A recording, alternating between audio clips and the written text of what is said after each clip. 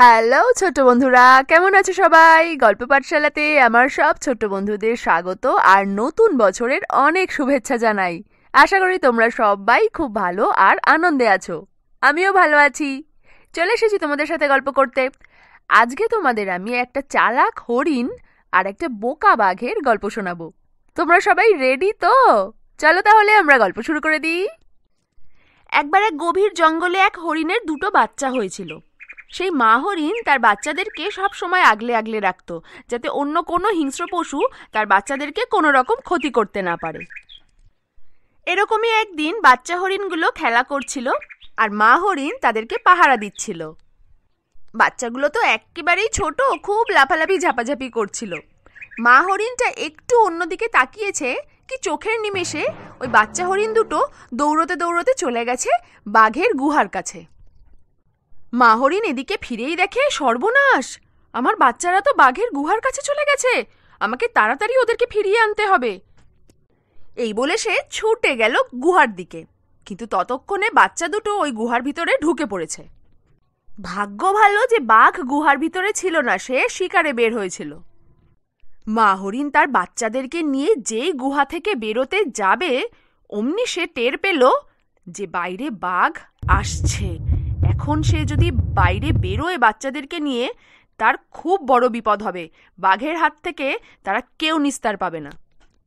কিন্তু গুহার ভিতরে থাকলেও তো বিপদ, বাঘ তো এক্ষুনি গুহার ভিতরে ঢুকে পড়বে। কি করা যায় এখন? এদিকে বাঘ তো ক্রমশ গুহার কাছে এগিয়ে আসছে, কিন্তু সে এখনো হরিণদেরকে দেখতে পায়নি। ওদিকে হরিণের মাথায় চট করে একটা বুদ্ধি এসে গেল। হরিণ তখন গলা উঁচু করে জোরে জোরে বলতে লাগলো, শোনো বাচ্চারা, শোনো, আমি জানি তোমাদের খুব খিদে পেয়েছে, কিন্তু এই গুহাতে এক বাঘ থাকে, সে এখন এই গুহাতে নেই। সে নিশ্চয়ই কাছে পিঠে কোথাও গেছে। সে যেই ফিরে আসবে, তোমাদেরকে আমি সেই বাঘ ধরে খেতে দেব। সেই বাঘকে কিন্তু খেতে খুব সুস্বাদু। তোমরা একটু ধৈর্য ধরে বসো বাছারা, ওই বাঘ এক্ষুনি এলো বলে। তারপরেই আমরা সবাই মজা করে ওই বাঘকে আরাম করে খাবো। এই কথাগুলো শুনে বাইরে দাঁড়িয়ে বাঘ ভাবছে, গুহার ভিতরে এটা কার গলা? আর কে এরকম করে কথা বলছে আমার সম্বন্ধে? আমাকে খেয়ে নেবে?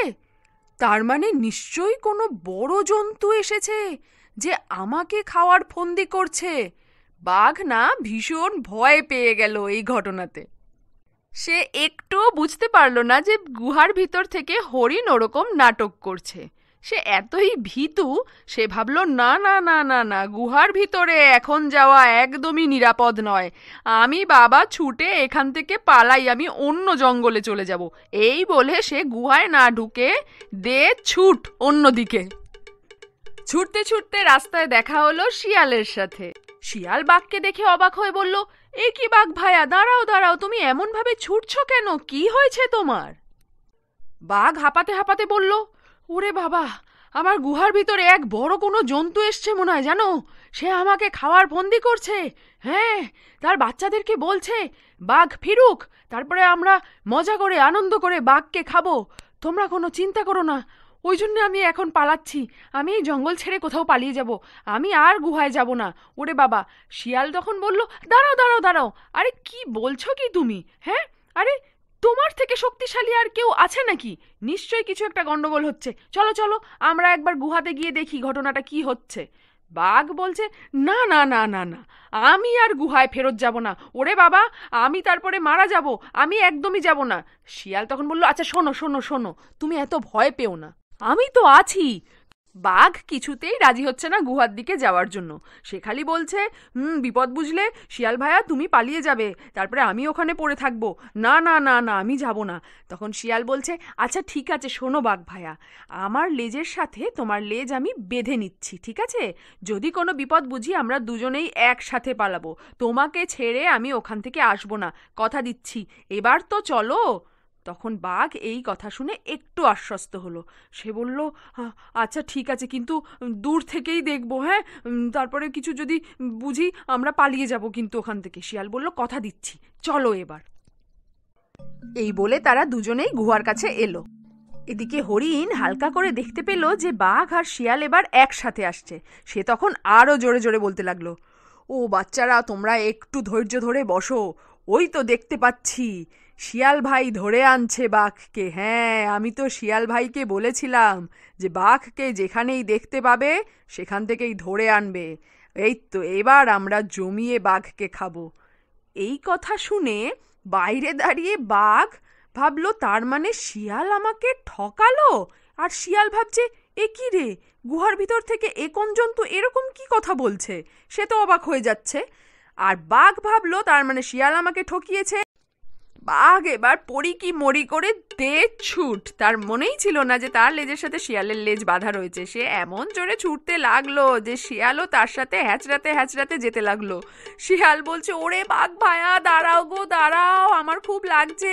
কিন্তু বাঘ কি আর কথা শোনে, সে জোরে জোরে ছুটতে লাগলো। এরকম যেতে যেতে শিয়াল দুটো পাথরের মাঝখানে গেল আটকে। কিন্তু বাঘ ওদিকে ছুটতে থাকলো আর শিয়াল খুব গুরুতরভাবে আহত হয়ে গেল। এইভাবে মা হরিণ তার নিজের আর তার নিজের বাচ্চাদের প্রাণ বাঁচিয়েছিল সেদিন বুদ্ধির জোরে। এই গল্পের নীতি কথা হলো, বুদ্ধি থাকলেই উপায় হয়।